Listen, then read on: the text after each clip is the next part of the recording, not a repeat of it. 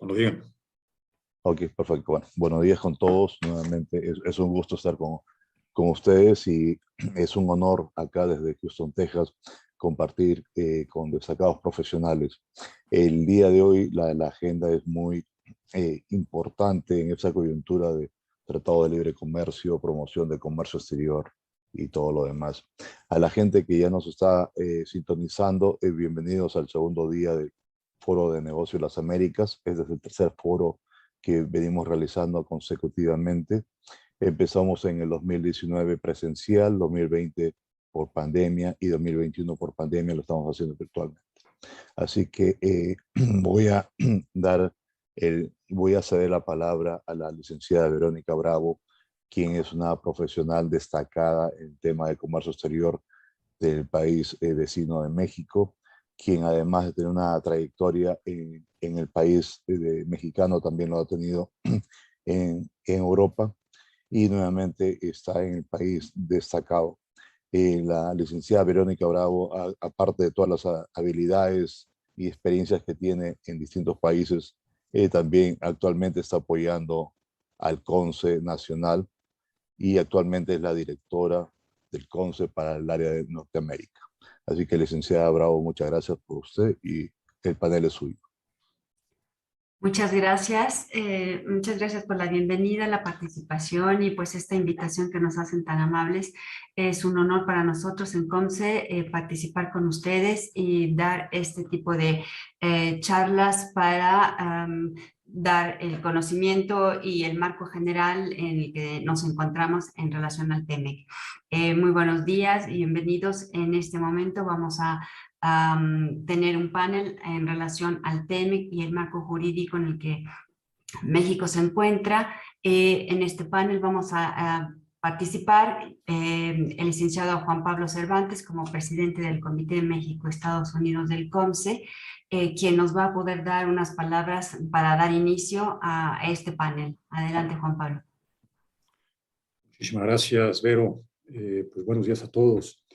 Quisiera empezar por agradecer antes que nada a COMCISUR, desde luego a Josefina Lombard y también, por supuesto, a la Cámara de Comercio Centroamericana de Texas, a Percy Peláez, por su amable invitación a participar en este tercer Foro de las Américas 2021.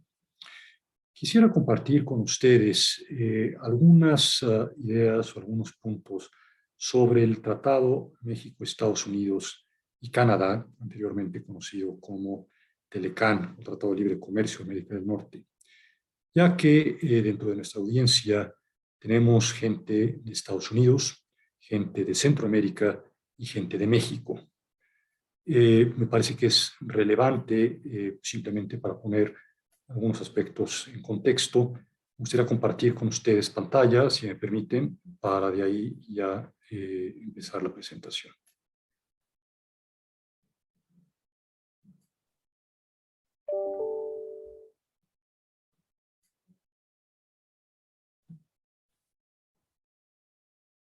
No sé si la tengan ya con ustedes. Perfecto. Sí. Muy bien, pues antes que otra cosa, quisiera compartir con ustedes algunas cifras que me parecen relevantes acerca justamente de cuál es la relación comercial entre México y los Estados Unidos. No quisiera entrar en mayores detalles, pero pues sí, para dar algo de contexto. Al día de hoy, México es el principal socio comercial de los Estados Unidos. Esto es una cifra o un dato interesante, ya que hace 30 años o 20 y tantos años, cuando se empezó la negociación del Tratado de Libre Comercio de América del Norte, ¿quién iba a pensar que 30 años después, un poco menos, pues México se iba a convertir en el principal socio comercial? Creo que México, desde la firma del tratado, hizo su tarea de manera muy puntual, de manera muy exitosa, fue escalando posiciones y al día de hoy, también derivado de la contienda comercial que existe entre Estados Unidos y Canadá, pues México se sitúa justamente en esta posición. El comercio entre México y Estados Unidos en el 2019 fue de 614.5 billones de dólares, desde luego superior al de Canadá y al de China, también con el que se tiene con Europa. y este monto pues, representa casi un 15% del comercio total de los Estados Unidos.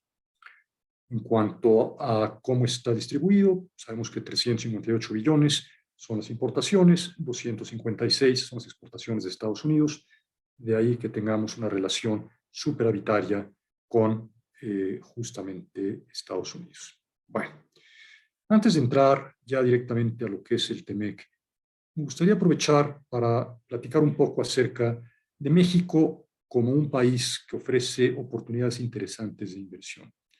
Nuevamente, pues para nuestros amigos que estén tanto en Estados Unidos como en Centroamérica, creo que es interesante escuchar o por lo menos darse una idea pues, de cuáles pueden ser algunas de las oportunidades que ofrece México.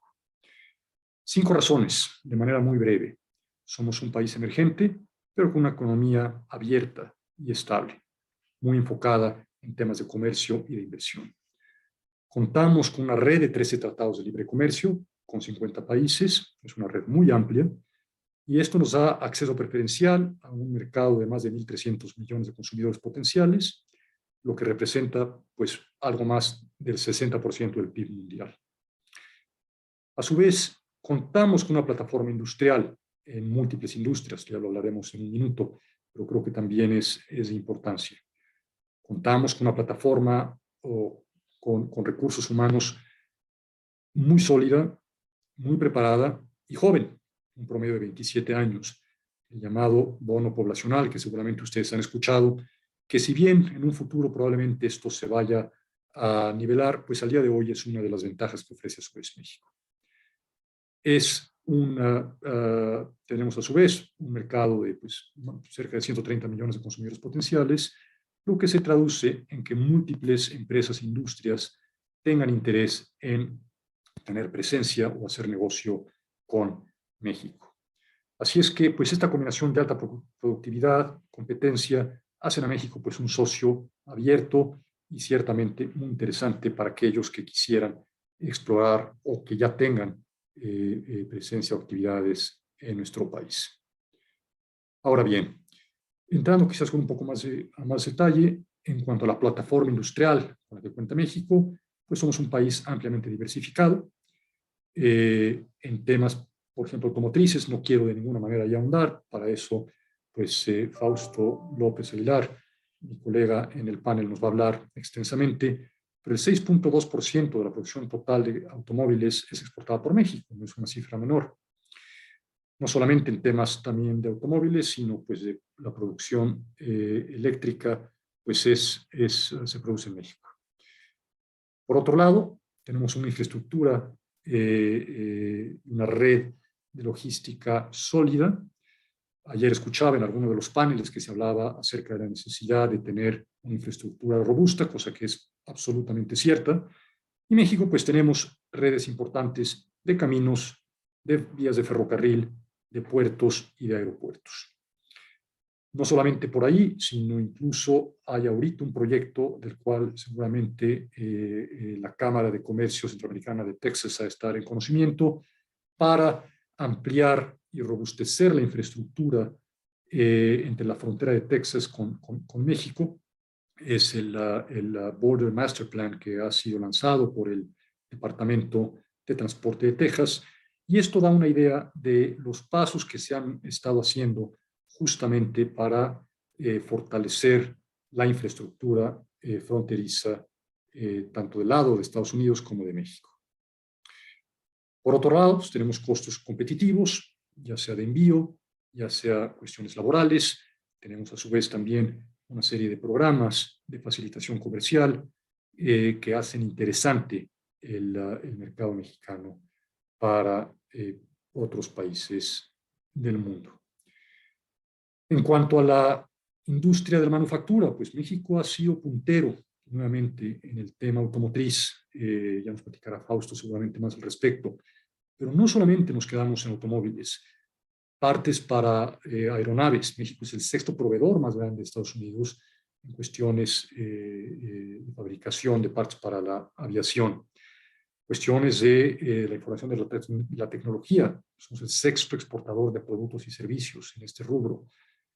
A su vez, pues somos un país que se ha visto afortunada por recibir inversión extranjera. Somos el 13º receptor de inversión extranjera a nivel mundial.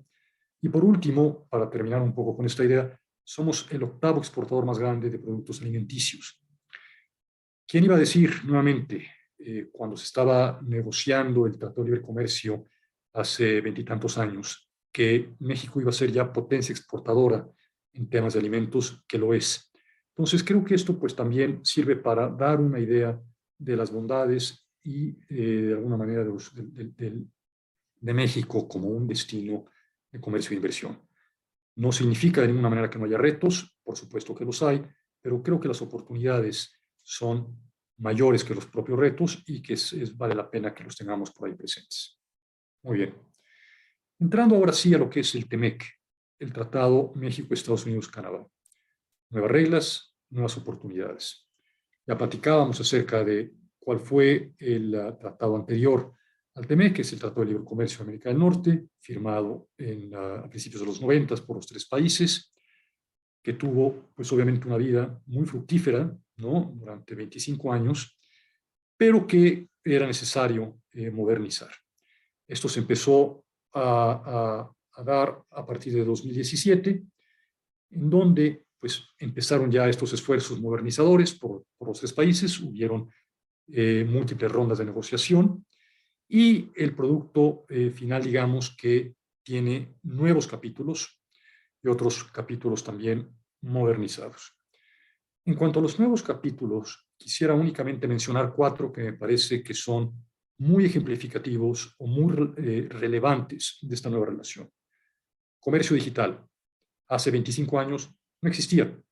Simplemente no había este comercio digital, cosa que pues para todos nosotros al día de hoy nos cuesta trabajo entender, ya que pues somos seguramente usuarios pues muchas de las plataformas de comercio digital que existen al día de hoy, y pues esto hacía obviamente necesario que se incluyera algo en el tratado. Cuestiones laborales, importantísimo. Ustedes recordarán, cuando se firma el tratado, después empezó el proceso de ratificación en los 3 países, y en Estados Unidos fue muy importante el que la fracción del Partido Demócrata del Congreso, pues evidentemente diera su visto bueno y ratificara el tratado. Y para lograr esto, hubo mucho hincapié en los aspectos laborales del nuevo tratado, que se traducían no solamente en mayores salarios, sino también en cuestiones de democracia sindical para los trabajadores, en nuevos métodos de resolución de controversias en aspectos laborales. Y esto fue lo que dio a su vez, o lo que les dio al final, la tranquilidad de que era necesario ratificar justamente ese tratado, contando ya con estas nuevas condiciones. Otro de los capítulos nuevos que me parece muy relevante es el de las pequeñas y medianas empresas.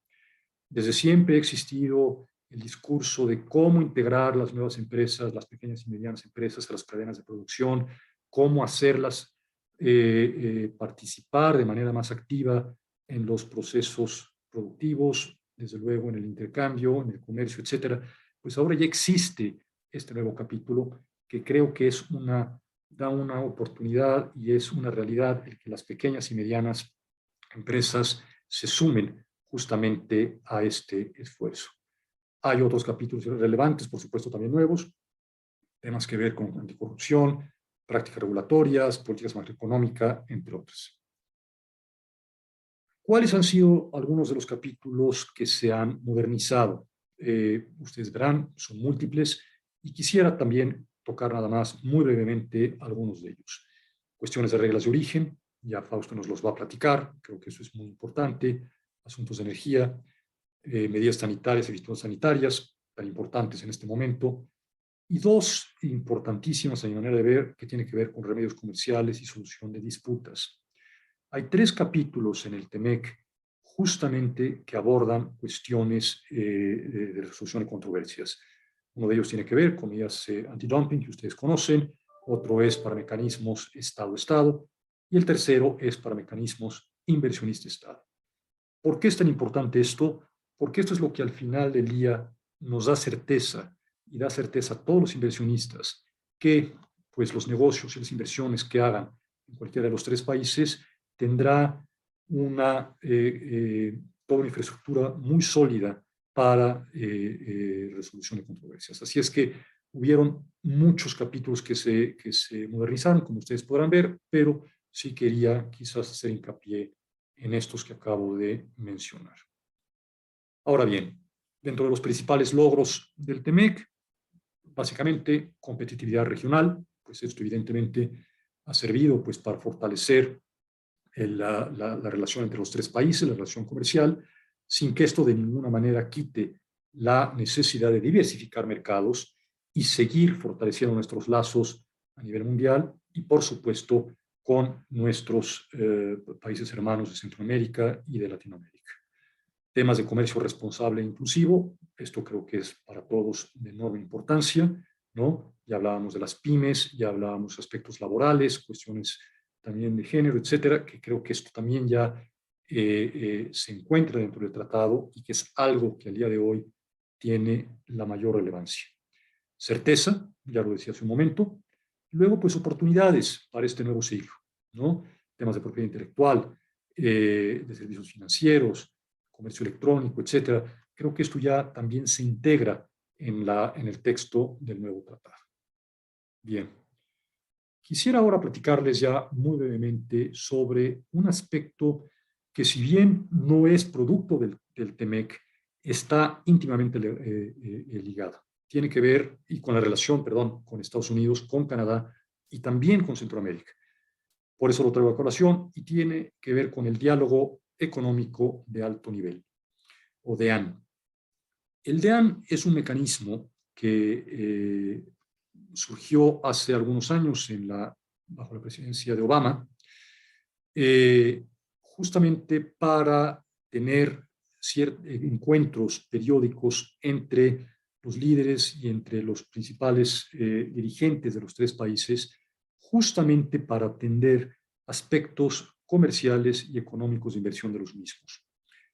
Se lanzó esto hace ya algunos años, se suspendió durante la presidencia del presidente Trump y se retoma justamente en este año. La primera reunión fue hace algunos meses y se tocaron 4 pilares que me parece que es importante mencionar y tener presente. Primer pilar, reconstruir juntos. Evidentemente, la pandemia pues, ha sido un enorme golpe a las economías de los tres países y parte de lo que se está dialogando, porque además esto es un diálogo continuo, es la mejor manera de salir adelante en este aspecto de la recuperación económica. Muchísimo, por supuesto, tiene que ver con las cadenas de valor, de los cuales se habló ayer extensamente y de lo que ustedes conocen perfectamente, cómo reforzarlas, cómo hacerlas más robustas. Aspectos como el nearshoring, cómo traer inversión que se puede encontrar en otras partes del mundo a puntos más cercanos a los centros de producción. Todo esto es parte de lo que se ha estado y se sigue tratando en estos diálogos económicos de alto nivel.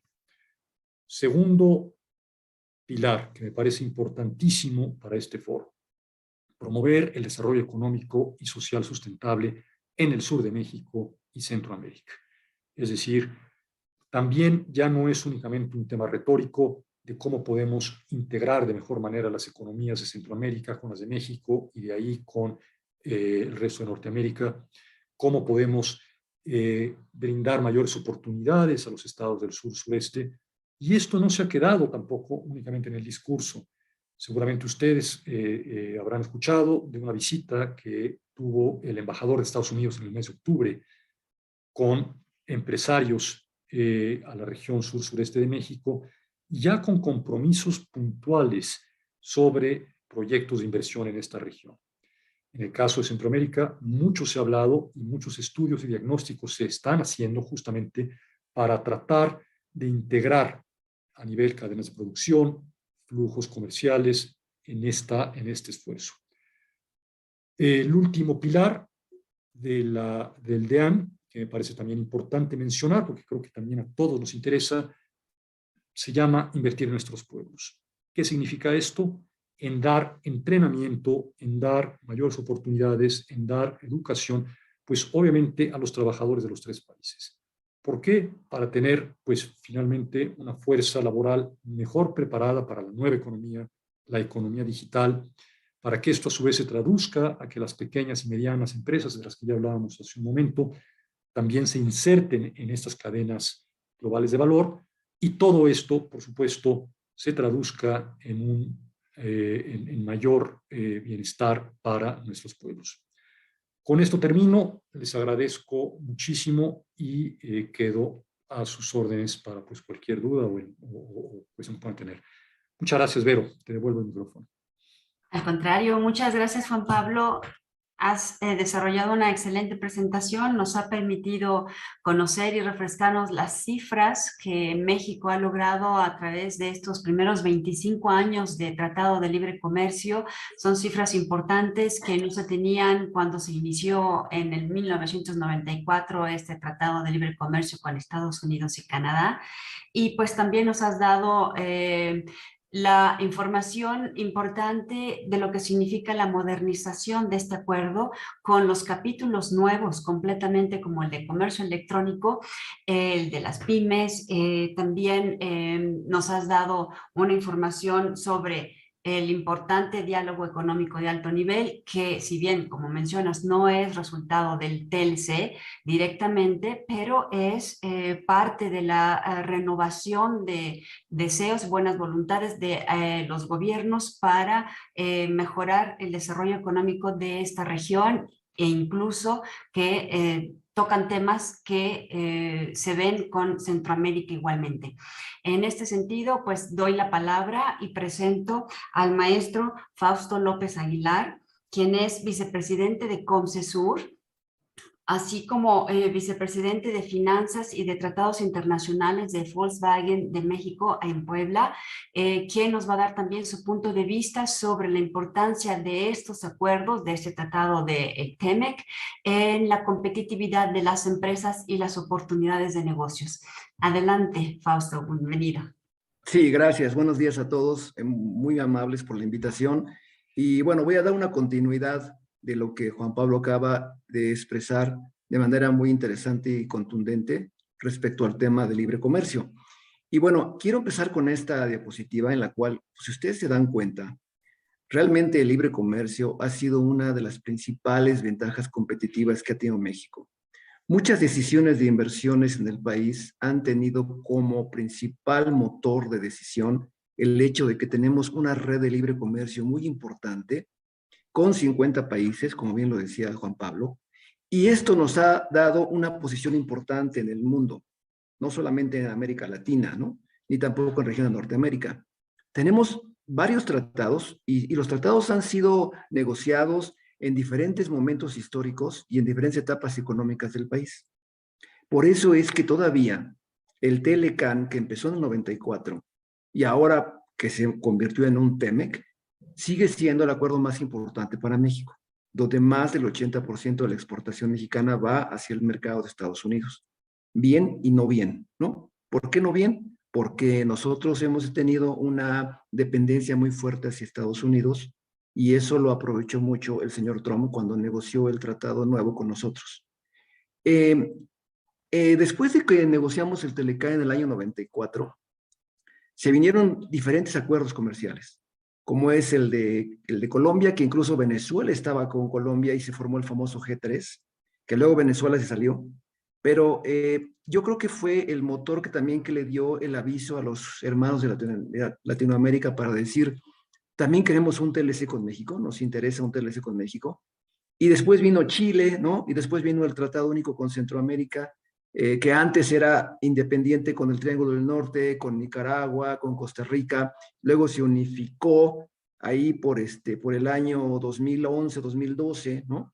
Y se entró en vigor en 2013. Después entró Panamá. También tenemos países como Japón, ¿no? Perú, el área europea de libre comercio que está formada por Islandia, Liechtenstein, Noruega y Suiza, el tratado con la Unión Europea que está en procesos de modernización también y que estamos esperando que ya se libere este TLCUEM 2.0, y el último que hemos negociado era el TPP, que era el acuerdo más ambicioso para México porque este acuerdo incluía nuevas economías con las cuales México no había tenido un acercamiento tan profundo, como es Nueva Zelanda, por ejemplo, como es Vietnam, como es Australia, ¿sí? Singapur, ¿no? Por ejemplo. Y con eso, pues México ha tenido una situación muy importante, un posicionamiento que, repito, le ha dado la posición de decisión para inversiones. Es decir, ¿dónde podremos poner una planta con la cual podamos exportar un producto que tenga un acceso preferencial no solamente a Estados Unidos, ni a Canadá? Queremos también mandar, por ejemplo, a Brasil. Y aunque no tenemos un TLC con Brasil, tenemos un acuerdo de complementación económica con los países del Mercosur, que es el AC55. Entonces, tenemos acuerdos con Sudamérica, tenemos acuerdos con Centroamérica, con Norteamérica, con Europa, y ahora con parte de lo que es Australia, Nueva Zelanda y países asiáticos, lo cual, pues obviamente, nos pone en posiciones muy importantes a nivel mundial. Esto se dice fácil, pero la verdad viene de un proceso ya largo y de mucho esfuerzo, que comenzó básicamente, repito, con la negociación del Telecán, ¿no? Todo acuerdo de libre comercio tiene objetivos. El objetivo más importante que perseguimos en una negociación es la eliminación de los aranceles. Y aquí faltaría mencionar también de las restricciones no arancelarias, que es algo que también se caracteriza en los acuerdos, tratar de eliminar lo más que se pueda los temas no arancelarios. Normas exageradas, requerimientos específicos, decretos de los países, restricciones a la importación, etcétera, etcétera, ¿no? Con esto se busca también diversificar el comercio, pero viene un requerimiento muy importante, que es el que México tiene que enfocarse ahora más que nunca, que es la integración regional de los productos. Es decir, que los productos cada vez contengan más contenido nacional para poder cumplir con todas las reglas de origen que piden los tratados de libre comercio con los cuales México ha firmado este documento. Y claro, la integración regional conlleva una inversión, lo uno es consecuencia de lo anterior. Si tenemos inversión extranjera en México, cuando producen en México se produce un bien nacional, que si le dan valor agregado, le dan insumos nacionales, le da el valor agregado que necesitamos los armadores que exportamos, porque entonces estamos comprando un bien nacional y el contenido nacional sirve para toda la red de libre comercio a donde exportemos, a Israel, a Japón, a Estados Unidos, a Canadá, etcétera. Y finalmente el tema de comercio justo, que es algo que siempre hemos defendido en todas las negociaciones, y lo defendimos más en el TEMEC, porque era un tema que el señor Trump quería eliminar, que eliminar el capítulo que tiene que ver con la solución de controversias, ¿no? Y eso obviamente ya ahora entendemos por qué lo quería hacer, ¿no? Hemos tenido muchos problemas últimamente con Estados Unidos en el sentido de desconocer el tratado, sobre todo en el tema automotriz, ¿no? Afortunadamente el comercio justo se mantiene, los capítulos de solución de diferencias, políticas antidumping, se mantiene en todos los TLCs que México ha firmado. No ha habido uno solo que se haya eliminado este capítulo. Ahora bien, hace muchos años pues también había reticencia, había mucha duda de si realmente México iba a ser un competidor que iba a poder entrar con los dos monstruos de Norteamérica. No lo veían como un socio realmente que iba a dar valor agregado al acuerdo bilateral que ya tenía en ese entonces Estados Unidos y Canadá. Sin embargo, hubo una labor muy importante de cabildeo, una labor muy importante de convencimiento, lo cual dio frutos exitosos, porque al final el Congreso aprobó la firma del Telecán y empezamos ahí con la era del libre comercio. ¿Qué pasó cuando tuvimos el 20 aniversario del libre comercio con Telecán? Pues ya era ahora muy diferente, ¿no? Ahora hablaban de los grandes mexicanos, el crecimiento del país, un país competitivo, un país de mano de obra competitiva, no barata, competitiva, un país con calidad, que cumplía con todas las normas y había entrado a todo lo que eran los ISOs, los ISOs 14,000, los ISOs 9,000, etcétera, etcétera. Un país que cumplía muy bien las reglas que se habían establecido en el acuerdo y también un país que estaba integrando los productos regionalmente, haciendo la región de Norteamérica una región muy importante en el mundo. Es decir, nos habíamos consolidado como región productora y exportadora en el norte de América. Sin embargo, aquí hubo un tema, ¿no? Al Telecán no se le dio ningún mantenimiento, ¿no? Después de 20 y tantos años, imagínense comprar un auto y que ese auto nunca le dé servicio, ¿no? Entonces el Telecán estaba ya, de hecho, exprimido, gastado, ¿no? Y dos, pues la gran dependencia que teníamos con Estados Unidos y el reconocimiento de ellos hacia nosotros como país emergente con muy buenos resultados, nos puso en una situación de confort que nunca pensamos que iba a llegar en 2 años una persona a decir que era el peor acuerdo firmado en la historia de la humanidad y que entonces lo iba a renegociar. Y si lo iba a renegociar, era para darle ahora sí beneficios a Estados Unidos y hacer de ese país nuevamente que fuera grande. Y si México o Canadá no lo aceptaban, entonces lo iba a eliminar. Y ahí viene la primera amenaza. Cuando eso pasa, México tuvimos que ponernos las pilas y empezar a estudiar y analizar esas amenazas, qué significaban, ¿no? Le iba a pegar a la inversión, obviamente primero que nada le iba a pegar al NAFTA, ¿qué iba a hacer? Lo iba a eliminar, lo iba a renegociar, le iba a pegar a la inversión mexicana, le iba a pegar a la cadena de suministro, nos iba a pegar en los impuestos de importación, y de ahí venían otro nivel de asuntos que también iban a ser afectados. El tema social, el tema laboral, como Juan Pablo mencionó, el tema energético, el tema de la migración, el tema del TPP, que se salió obviamente del TPP de Estados Unidos, el tema de los viajes de negocios y el tema de un impuesto transfronterizo que quería poner. Esas eran las variables que en ese momento tuvimos que revisar y estudiar, porque veíamos que era inminente que se venía un cambio en el tema del libre comercio. Y efectivamente, el cambio llegó, ¿no? Y el cambio llegó y el TEMEC se negoció. Y no voy a entrar en detalles de la negociación porque eso es para otra conferencia diferente. Lo que les puedo decir es que nada más les pongo el ejemplo automotriz, ¿no? En el ejemplo automotriz, en ese momento tuvimos, antes en el Telecán, cuando solamente era cumplir con un requisito que era el BSR, el valor de contenido regional del auto, llega a Estados Unidos y ahora nos pide una serie de BSRs y requisitos que tuvimos que ponernos pierna dura, como decía el secretario Guajardo, ¿no? Pero también dar dulces. Y a la vez tuvimos que ceder en ciertas cosas, pero también ponernos duros en ciertas otras cosas. Y al final no pudimos, reducir como estábamos antes, que teníamos solamente el BSR del coche. Tuvimos que aceptar de alguna manera, porque era o aceptas o nos salimos, aceptar las reglas de origen nuevas que venían para los autos, las cuales son un contenido regional para vehículos, un contenido regional para las partes esenciales que le llaman las core parts, y de ahí un 70% de acero originario de la región de Norteamérica, un 70% de aluminio originario de la región de Norteamérica, y un valor de contenido laboral que en la vida habíamos escuchado en ningún tratado en el mundo sobre el tema del valor de contenido laboral, que básicamente significa que el 40% de nuestros autos deben ser comprados en zonas de alto salario, donde alto salario significa que el trabajador de producción le paguen $16 la hora, y donde ahora, curiosamente, hemos encontrado que no todo Estados Unidos le paga a $16 la hora a los obreros. Hay estados que pagan a 14, a 13, y entonces lo que compramos de ahí tampoco nos sirve para este contenido laboral que nos están pidiendo. Lo que está en palomita verde es lo que quedó en el TEMEC. Lo que no quedó es lo que pudimos negociar que se quitara, porque además nos estaban pidiendo un BSR de partes esenciales, un BSR de partes complementarias y un BSR de otras partes. Pudimos quitar esas tres que no están con palomita, las cuales pues, fue una ganancia, porque si hubiéramos tenido todo esto que cumplir, iba a ser materialmente imposible. Entonces tuvimos que aceptarlo y ahora tenemos que vivir con ese reto. Para darles un ejemplo gráfico, a la izquierda, aquí en lo que está en azul claro, era lo que antes teníamos que hacer para calcular un BCR, simplemente sacar el valor de materiales originarios, no originarios, el costo de producción de los autos, sacábamos un BCR y veíamos que estuviéramos arriba de 62.5. Pero ahora, lo que está aquí a la derecha, y no voy a entrar en detalles técnicos, es todo lo que tenemos que hacer ahora los automotrices para poder cumplir con este TEMEC. Es multiplicar lo anterior por 5. 5 veces se quintuplica el trabajo para poder cumplir con las reglas de origen.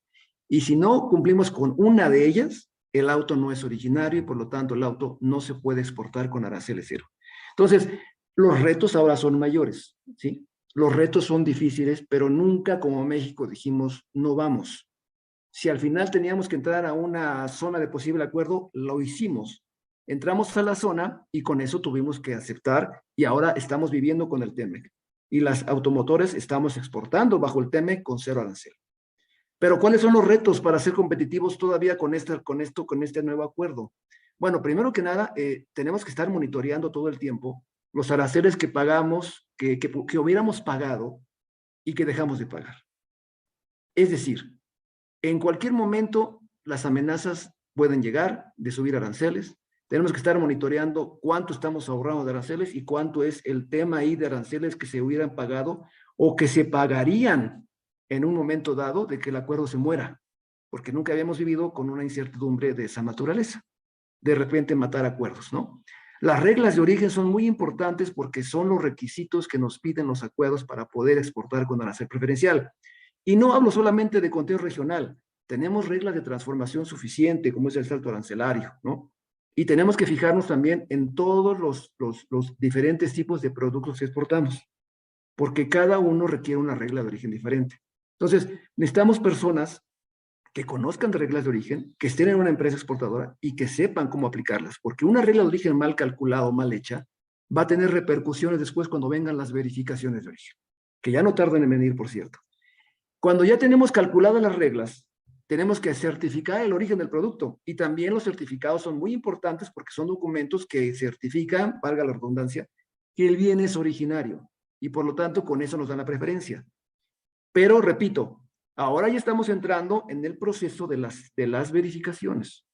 Ya pasó la temporada que nos dio Estados Unidos para decir, bueno, te doy este tiempo para que te pongas las pilas, que establezcas, implementes el TEMEC, y después vamos a revisar que las empresas realmente cumplieron con todo lo que se está establecido en el tratado, ¿no? Esos son los procesos que una empresa debe tener para seguir siendo competitiva, y no solamente en TEMEC, ¿eh? Hablo de una empresa que exporte a cualquier país donde tengamos libre comercio. Tenemos que revisar la preferencia arancelaria y la no preferencia arancelaria. Tenemos que ser muy cautos con las reglas de origen. Tenemos que hacer certificados de origen correctos, ¿no? Y también tenemos que estar listos para las verificaciones de origen, que por ejemplo ahora el gobierno brasileño se ha dejado venir con unas verificaciones impresionantes a las armadoras en México, ¿sí? Y ahora bien, con todo lo que les platiqué, mi conclusión es cómo mantengo la competitividad, ¿no? Cómo mantener ese crecimiento que México había llevado en años anteriores en el tema de tratados. Lo primero para mí es el compliance. El compliance es un concepto que está de moda, pero no solamente de moda, es necesario ya en las empresas. Un área de compliance que esté revisando constantemente que la empresa esté en cumplimiento, no solamente reglas de origen, en todo lo que es el aspecto legal, jurídico, económico, con el importador. Tengamos un compliance general, anticorrupción, es decir, vigilar que la empresa esté en compliance total, porque, repito, no es cuestión de que no tengas el BSR. Simplemente, como decía Juan Pablo, un tema laboral, que nos acusen que estamos violando, ¿no?, el tema laboral, el sindicalismo, el tema, y nos pueda levantar un mecanismo de respuesta rápida, ya con eso estamos en un problema. Entonces tenemos que ver el compliance para empezar. Segundo, toda empresa que esté exportando bajo libre comercio debe tener un risk management, es decir, debe de establecer un riesgo, el riesgo de no cumplimiento, el riesgo que nos quiten la preferencia, el riesgo que nos impongan aranceles, el riesgo de no cumplir con el BSR, y tenerlo siempre en monitoreo. Ir buscando las contramedidas para reducir ese riesgo e irlo reportando al menos cada 3 meses al Consejo para decir, así es como voy con mis TLCs. El número 3, la localización. Otra vez repito, tenemos que seguir buscando localizar más piezas en México. Tenemos que buscar proveedores, traer proveedores, inversiones que nos ayuden, y necesitamos reglas claras para que las inversiones también sean transparentes. Y con eso seguir incrementando la localización de partes en el país, porque eso nos va a dar el plus para poder seguir exportando productos bajo libre comercio. Y claro, necesitamos diversificarnos, es decir, buscar otros mercados más allá de Norteamérica que nos permitan seguir exportando productos. Repito ahora, el TLC con la Unión Europea está en procesos de liberar una nueva versión que es el Telecuem 2.0. Es muy importante seguir. Brasil está buscando un TLC con México, necesitamos buscar también ese TLC. Corea del Sur también está buscándolo. Ecuador también quiere un TLC con nosotros. Tenemos que seguir abriendo horizontes, no hay de otra, porque si no, corremos el mismo riesgo de estar dependiente de una economía que después nos quiera negociar algo con una ventaja hacia su favor, ¿no? Y la última, que sería honrar los TLCs. Y no solamente honrarlo a las empresas, los tienen que honrar los gobiernos. Si ya quedó negociado un acuerdo, ya está en escrito, los gobiernos tienen que honrarlos, tienen que respetarlos. No llegar y decir un día para otro, lo que está en este capítulo no lo respeto. Esto no es lo que, esto no lo voy a poner ahora mis condiciones. Eso no puede ser. Violentar un acuerdo o luego meter alguna subvención, ¿no? Algún estímulo fiscal que ponga en desventaja a otro país, eso no es honrar un acuerdo. Entonces, eso es una lección no solamente para empresas, es también para gobiernos. Y si no se sigue eso, tenemos también un riesgo de que la competitividad de México, y no solamente en México, en los países que formaron el acuerdo, se caiga. Por eso, esto es muy importante, a mi juicio, para mantener la competitividad en los tratados de libre comercio que actualmente tiene el país. Y con eso termino. Muchas gracias.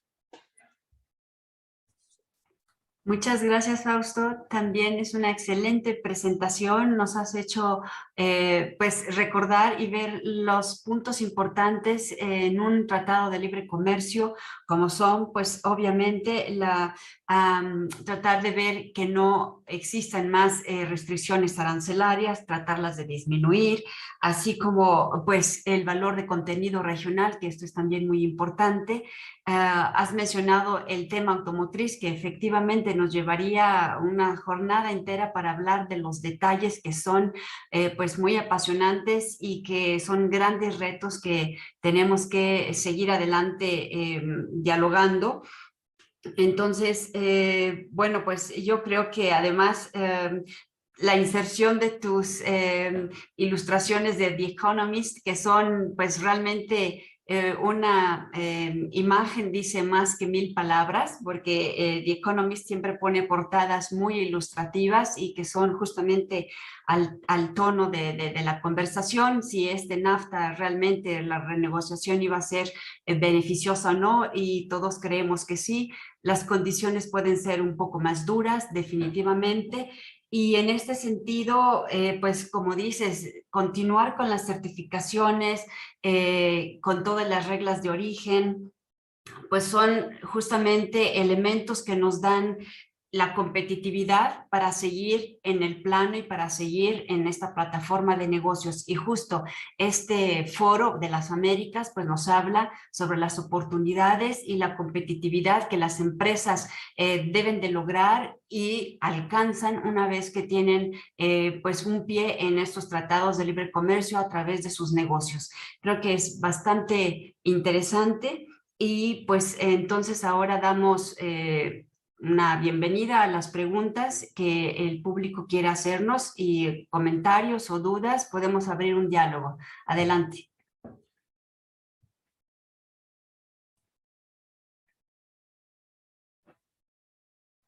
A ver. Pues damos inicio con una de las preguntas. Vemos quién de ustedes dos desea responderlas, ya sea Juan Pablo o Fausto. A ver, la primera tenemos, en el contexto global que sabemos donde varias inversiones importantes han estado saliendo de China, hay nuevos flujos de relocalización de inversiones para contar con proveeduría pues más cercana. Hemos visto cómo se han dado estos flujos y estos movimientos últimamente. ¿Ustedes consideran que el marco jurídico que ofrece México y dentro de este TEMEC es suficiente y adecuado para atraer esa corriente de nuevas inversiones?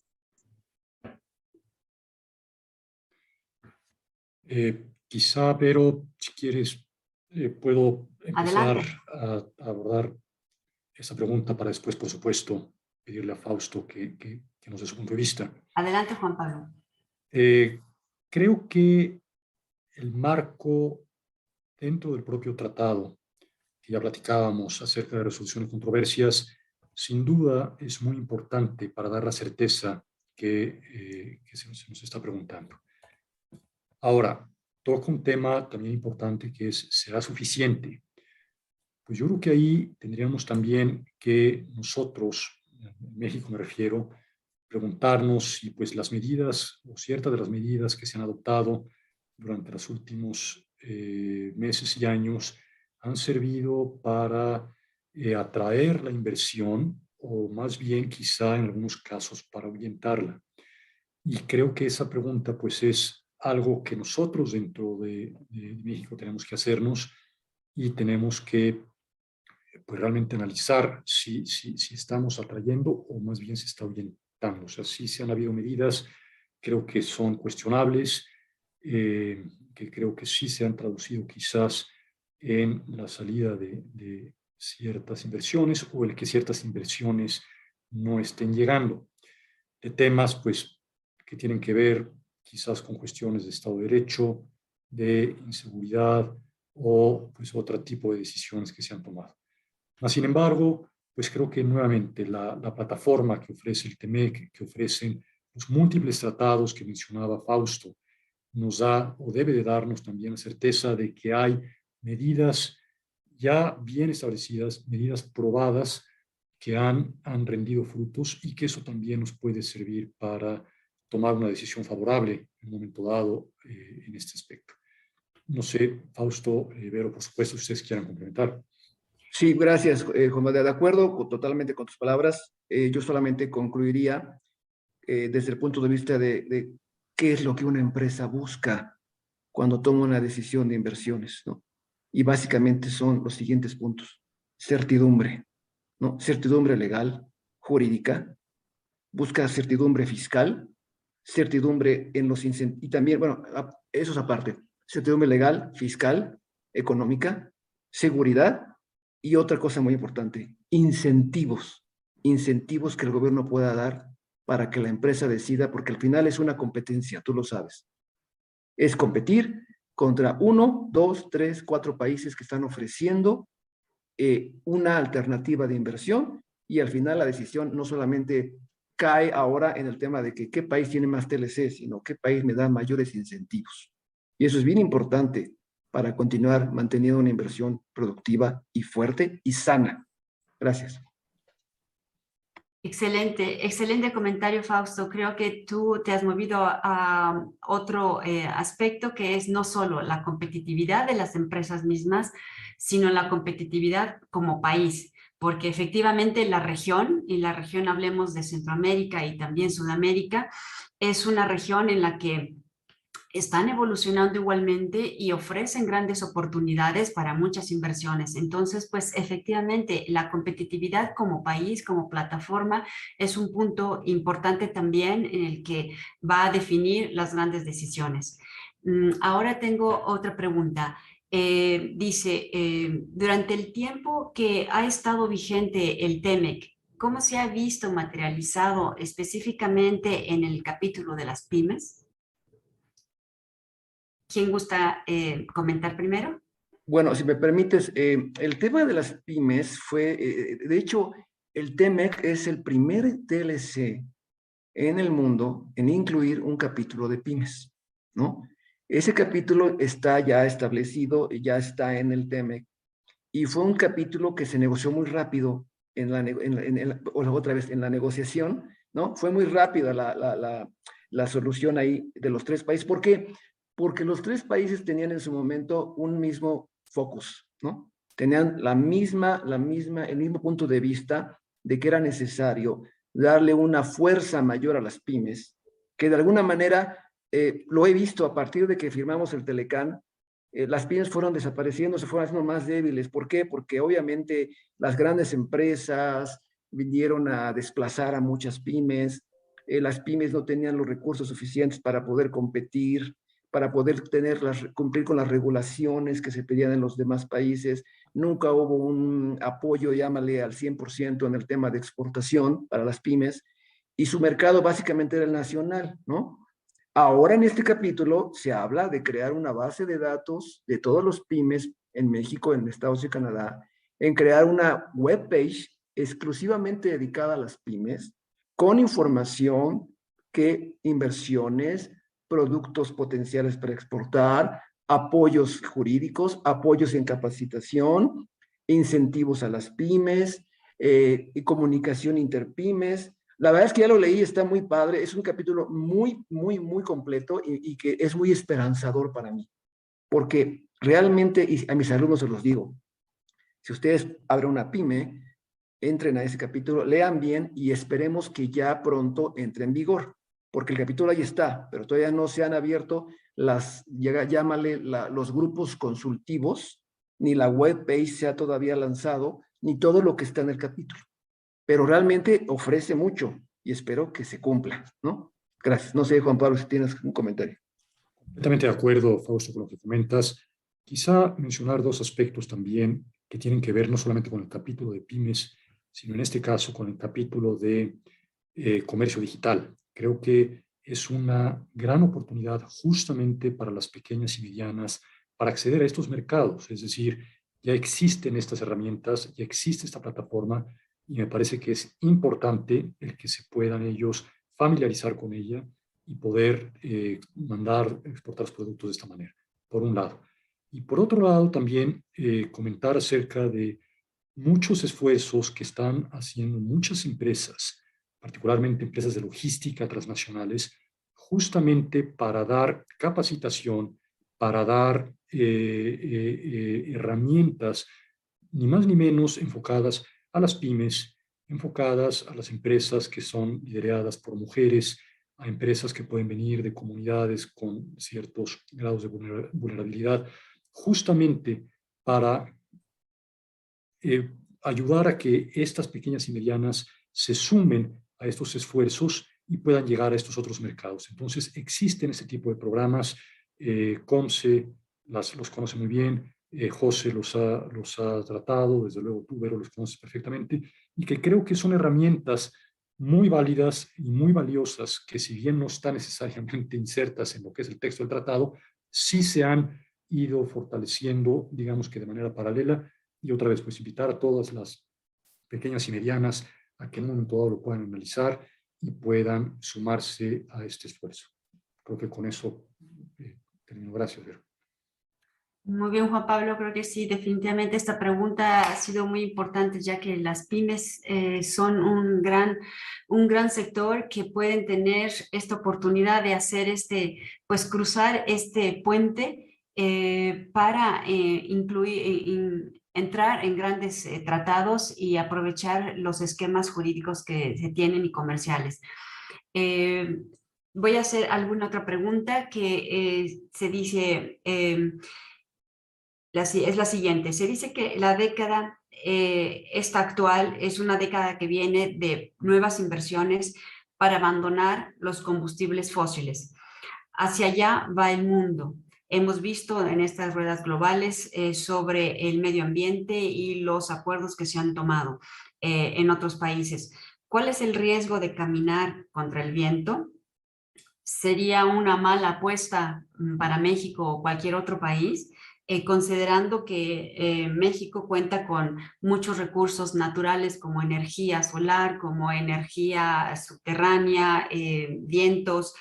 ¿Qué es lo que ustedes considerarían que son las oportunidades para aprovechar este desarrollo y salir de un atraso económico y pues pasar a las energías limpias? ¿Cuál es su punto de vista?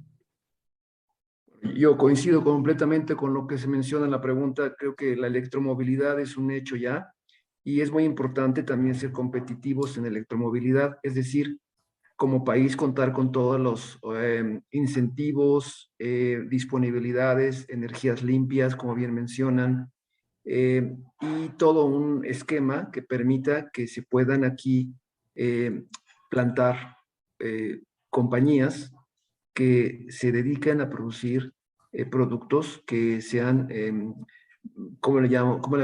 Ambientalmente amigables, ¿no? Y entre ellos incluyo el tema de los vehículos eléctricos, ¿no? Es muy importante que entremos a esta nueva era que ya es un must, ¿no? Y para eso se necesita también contar con un esquema también que nos ayude a que sea un país también atractivo, México, para poder traer esas energías limpias, para poder producir la electromovilidad, para contar con la energía suficiente para poder cargar a esos nuevos vehículos, ¿no? Y que venga de energías limpias otra vez, ¿no? Entonces yo creo que sí es una nueva era que vamos a empezar, o que ya empezamos, y que por lo tanto necesitamos estar muy conectados, gobierno, empresas, en el tema. Muy bien, muchas gracias, Fausto. Juan Pablo, ¿tienes alguna otra observación a este respecto? A ver, magnífica pregunta y extraordinaria respuesta por parte de Fausto. Tengo muy poco que añadir a la misma, más allá de lo que todos sabemos. Es decir, ese es el futuro, ese no tiene marcha atrás y sin duda nos vamos a tener que sumar a este esfuerzo, subir a este barco porque no hay vuelta de hoja. Será cuestión de ver en qué momento, ojalá sea antes que después. Gracias, Vero. Claro, sí. Y bueno, pues muchísimas gracias. José, ¿cómo estamos con el tiempo? Gracias, Vero. Estamos bien, pero voy a aprovechar este espacio para aprovechar el panel también y hacer una pregunta. En el COMSE Sur pues, nos dedicamos a varios estados de la región sur y nos empatamos ahí con COMSE Península, COMSE Yucatán, etcétera. Y quería hacer la pregunta en el sentido, ¿cómo pueden aprovechar las pymes de la región sur-sureste de una mejor forma el TEMEC? Sabemos que vienen varios proyectos para esta región, para API Salina Cruz, para el tema del interoceánico, para los puertos. Sabemos que posiblemente hay misiones de Estados Unidos, incluso estuvo el embajador, se reunió con los gobernadores de la región sur-sureste. Entonces, pareciera que se empieza a conformar hay una liga de inversión bastante interesante para la región sur-sureste. ¿Cuáles serían sus recomendaciones para las pymes y que puedan aprovechar realmente pues todo este bienestar que puede formularse para los próximos meses? Muy buena observación, José. De entrada, personalmente desconozco si existe una asociación de pymes en México o hay un tipo de organismo ONG en México que acumule las pymes, que conglomere a pymes por regiones, ¿no? Si no lo hay, creo que es el mejor momento de que COMSE alce la mano y COMSE sea quien aglomere y tenga una sección especial de pymes para que a través de esas secciones especiales en los COMSE Sureste, COMSE Sur, etcétera, pudieran llevar estos temas ya al gobierno federal y expresar la inquietud de que desean que las pymes tengan un papel importante en este desarrollo, haciendo mención del capítulo de pymes en el TEMEC. Creo que sería una buena manera de entrarle por ahí a través de COMSE. Creo completamente de acuerdo, Fausto. Me parece que se requiere más información y quizá también invitar a las pequeñas y medianas a que se acerquen a sus respectivas secretarías de desarrollo económico, ¿no?, de cada estado, justamente para tener la información acerca de cuáles son esos proyectos, en qué rubros, los tiempos, si van a haber apoyos, si no los van a haber. Eso en cuanto al sector gobierno de cada uno de los estados. Coincido plenamente contigo, Fausto. Creo que nuestras oficinas, como la que tú encabezas, José, en el sur, debemos de tener ahí un papel relevante y también acercarse a las diversas embajadas. Es decir, la Embajada de Estados Unidos, por ejemplo, tiene una sección específica justamente sobre cuestiones comerciales, USAID, etcétera, que están ahí y están muy activos. Así es que yo creo que hay mucha información, quizá no toda necesariamente canalizada, pero si uno empieza a indagar y se acerca a muchas de estas instancias que estamos comentando, me parece que se puede dar una idea clara acerca de cuáles son esas oportunidades y cómo aprovecharlas.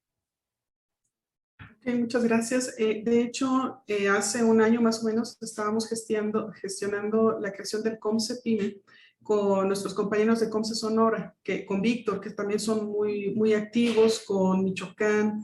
Estábamos también trabajando con COMSE Veracruz, pero yo creo que, como bien dicen, podría ser el momento para darle ese plus y perfilarlo hacia algo tal vez más específico en las regiones, porque estamos hablando de un noreste, de un bajío, de un occidente, de un sur-sureste y de un península. Entonces, hay mucho material todavía que se podría hacer y qué mejor que pudiera hacer de la mano del COMSE, ¿no?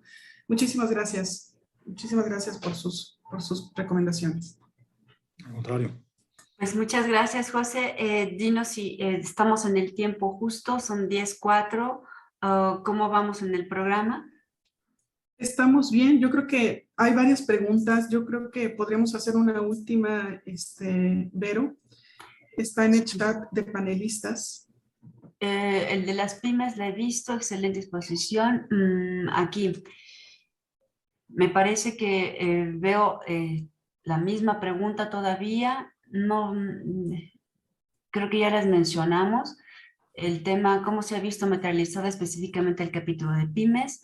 Me parece que creo que tengo, hasta el momento son las que yo he visto aquí. No sé, ¿tú localizas otra? El tema de las empresas de tecnología disruptiva, esa ya se mencionó, de zona de No, América no del la hemos Norte. visto.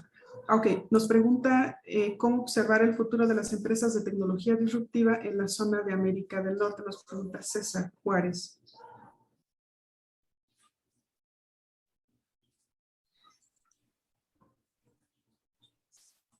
A ver, no me queda muy claro el tema de tecnología disruptiva. Quizás si me da un poquito de más información, porque ahí sí no me queda claro. Yo tampoco estoy seguro acerca de qué se refiera. Si son temas de tecnología de información, platicábamos acerca de uno de los 4 pilares justamente del diálogo económico de alto nivel, es atender estos temas también de tecnología, si es que quizá vaya por ahí. Por supuesto, pues el tema tecnológico es importantísimo y pues las oportunidades y los retos que esto conlleva, pues ya están siendo tratados de manera recurrente por el propio diálogo económico de alto nivel. No sé si vaya por ahí también la pregunta. Aquí veo otra pregunta de Marco Tlazuetl. Dice, hablaba un poco sobre el término de tiempo para poner en marcha el TEMEC. ¿Cómo se visualiza México ante el cumplimiento de las verificaciones de origen y en qué cambios creen deriven estas verificaciones? Bueno, todo TLC tiene un capítulo que es el capítulo de la obligación del exportador, obligación del importador y los procedimientos aduaneros. En los procedimientos aduaneros existe un concepto que es la verificación de origen, el cual significa que los gobiernos realizan auditorías a las empresas que exportan con un certificado de origen, es decir, que exportan productos con un documento que los certifica como originarios del tratado, o sea, que cumplen las reglas de origen. Las verificaciones ocurren cuando tienen una duda razonable, cuando son seleccionados al azar las empresas o cuando existe una sospecha de que la empresa no está cumpliendo con la regla de origen. Entonces se hace la invitación, se verifica la empresa y la verificación generalmente tiene dos divisiones, el tema arancelario y el tema de procedimientos de origen. El primero tiene que ver con comprobar que toda la clasificación arancelaria del bien y de sus partes es correcta y no estamos infringiendo alguna regla de clasificación. Y la segunda tiene que ver con verificar que los cálculos de origen son correctos, que todo lo que hicimos para constatar que el bien cumple está bien. Y cuando todo eso se cumple, se verifica, se da por go ahead y entonces tenemos verificación positiva.